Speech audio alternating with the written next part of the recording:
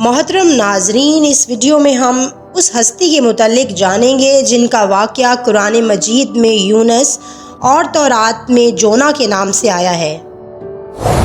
تاریخ میں اسوری قوم ایک عظیم اور طاقتور قوم کی حیثیت سے جانی جاتی ہے، جس کا دارالحکومت اشور تھا۔ اشوری دراصل بنی اسرائیل کی نسل سے تعلق رکھتے تھے، جو بخت نصر کے حملے کے بعد غلام بنا کر بابل اور عراق لائے گئے تھے۔ اس زمانے میں دریائے دجلہ کے کنارے نینوا نامی ایک چھوٹی سی بستی تھی۔ اشور کے کسی بادشاہ نے ایک دیوتا کے نام پر نینوا میں ایک مندر بنوایا۔ اس کی دیکھا دیکھی دوسرے بادشاہوں نے بھی مندر اور عمارتیں بنانا شروع کر دیں، اور ایک دور ایسا آیا کہ چھوٹا سا علاقہ سلطنت اشوریہ کے عظیم الشان دارالحکومت میں تبدیل ہو گیا۔ شہر کے بیچوں بیچ مندر اور شاہی محل تھے، جہاں سے اشوریوں کا بادشاہ پوری سلطنت پر حکومت کرتا تھا اور اونچے تخت پر بیٹھ کر بازاروں، گلیوں اور تفریح گاہوں کا نظارہ کیا کرتا تھا۔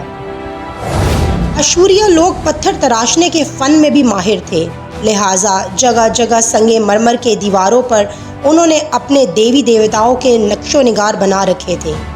مختصر یہ کہ نینوا تہذیب و تمدن کے لحاظ سے انتہائی ترقی یافتہ شہر تھا۔ مزید یہ کہ یہ لوگ بادشاہ کو بھی خدا کا درجہ دیا کرتے تھے۔ یہ لوگ بت پرستی اور کفر و شرک میں مبتلا تھے۔ اس وقت نینوا کی آبادی 1 لاکھ سے زیادہ تھی، اور یہ 700 قبل مسیح کا زمانہ تھا۔ اللہ نے اس زمانے میں اس قوم کی ہدایت کے لیے حضرت یونس علیہ السلام کو بھیجا۔ حضرت یونس کا پورا نام یونس ابن متا تھا۔ آپ حضرت ہود علیہ السلام کی اولاد میں سے تھے، جبکہ بعض مفسرین نے لکھا ہے کہ یونس علیہ السلام کا تعلق بنی اسرائیل سے تھا۔ آپ حضرت یوسف کے چھوٹے بھائی بنیامین کے بیٹے تھے۔ جب آپ کو نبوت ملی تو اس وقت آپ کی عمر 28 سال تھی۔ آپ پر ایک صحیفہ بھی نازل ہوا جو تورات میں یونا کے نام سے موجود ہے۔ حضرت یونس سب سے پہلے اشوری بادشاہ کے پاس گئے اور اسے پیغام حق سنایا، اسے خدائی کے جھوٹے دعووں سے توبہ کرنے کا حکم دیا اور ایک اللہ کی عبادت کی طرف بلایا۔ یونس علیہ السلام نے اسے ان اسرائیلی قیدیوں کو آزاد کرنے کا بھی حکم دیا جسے اس نے قید کر رکھا تھا۔ نینوا کا بادشاہ آپ کی باتیں سن کر غضبناک ہو گیا اور آپ کی جان کا دشمن بن گیا۔ آپ علیہ السلام نینوا کے لوگوں کو توحید کی دعوت دیتے رہے اور شرک، بت پرستی اور دوسری برائیوں سے توبہ کرنے کا حکم دیتے رہے، مگر اہل نینوا نے ایمان لانے سے انکار کر دیا اور اللہ کے رسول کو جھٹلایا۔ یونس علیہ السلام مسلسل اس کوشش میں رہے کہ ان کی قوم کے لوگ راہ راست پر آ جائیں۔ آپ نے انہیں بہت سمجھایا اور دعوت کے کام کو جاری رکھا۔ دیکھتے دیکھتے 40 سال کا عرصہ گزر گیا، لیکن یہ قوم حضرت یونس کا انکار کرتی رہی اور شرک پر ڈٹی رہی۔ نیز حضرت یونس کو دھمکیاں بھی دیتی رہی کہ اگر آپ نے ہمارے دیوتاؤں کے خلاف کچھ کہا تو وہ آپ کو قتل کر دیں گے۔ آخرکار حضرت یونس اپنی قوم سے مایوس ہو گئے، اور جب ان کی سرکشی اور نافرمانی انتہا کو پہنچ گئی تو اللہ نے حضرت یونس کو حکم دیا کہ لوگوں کو آگاہ کر دو کہ 3 دن کے اندر ان پر عذاب آنے والا ہے۔ لہٰذا آپ نے اہل نینوا کے سامنے اعلان کیا کہ اگر تم نے 3 دنوں کے اندر بت پرستی اور شرک سے توبہ نہ کی تو تم پر اللہ کا قہر نازل ہوگا اور پورا شہر تباہ و برباد ہو جائے گا۔ لوگوں نے آپ کا مذاق اڑایا اور جواب میں کہا کہ ہم تمہارے رب کی طرف سے عذاب کے منتظر رہیں گے۔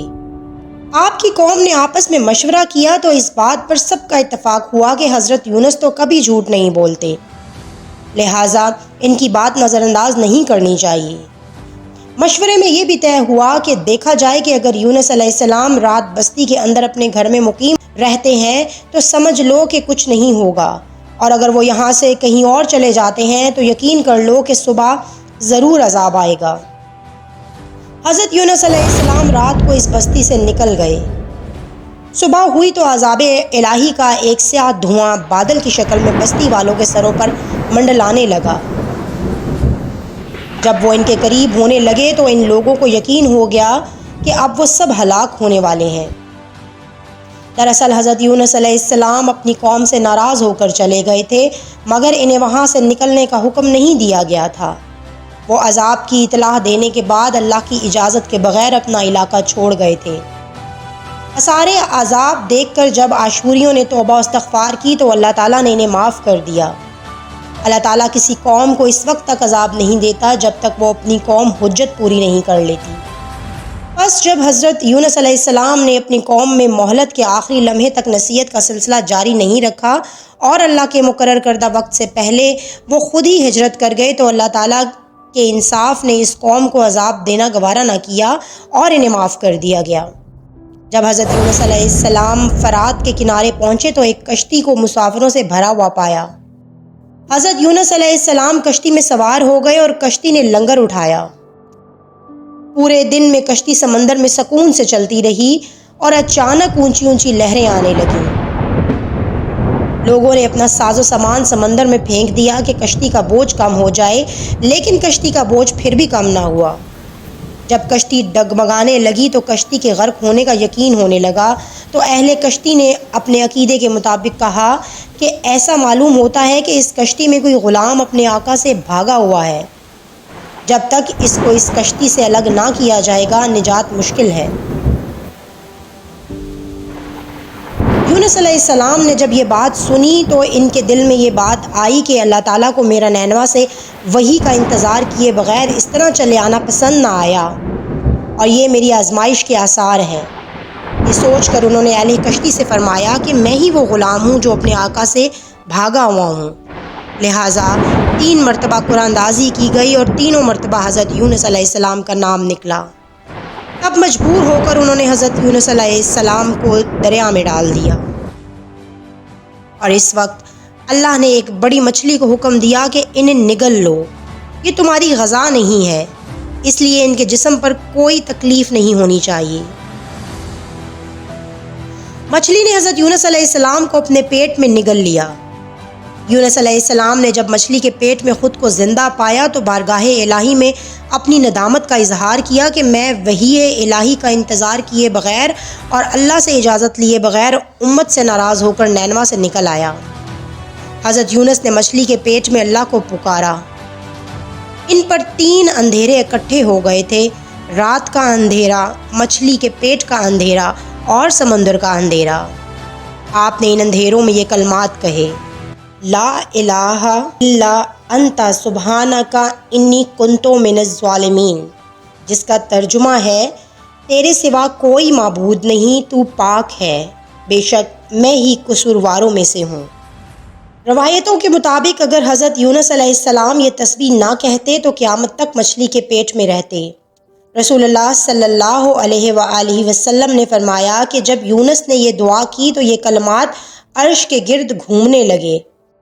فرشتے کہنے لگے کہ یہ بہت دور دراز جگہ سے آواز آ رہی ہے، لیکن کان اس سے پہلے اس آواز سے آشنا ضرور ہیں اور آواز بہت ہی کمزور ہے۔